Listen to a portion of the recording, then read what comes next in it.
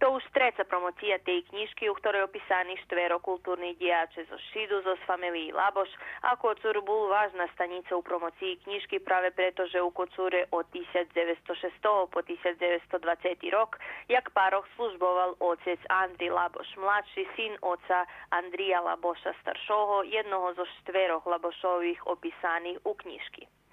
Potim jak prisutnih privítal kocurski paroh Vladislav Rac, na promociji ispred vydavatelja bešedovali profesor dr. Julijan Ramač i Irina Papuga.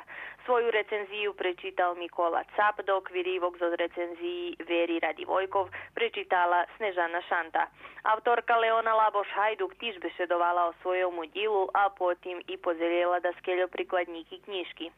Z ohľadom, že otec Andri Laboš mladší i jeho familija pochovaní u Kocure, po zakončenju promociji naštiveni jeho hrob, a skorej promociji otec Vladislav Rac za ňo slúžil panahidu.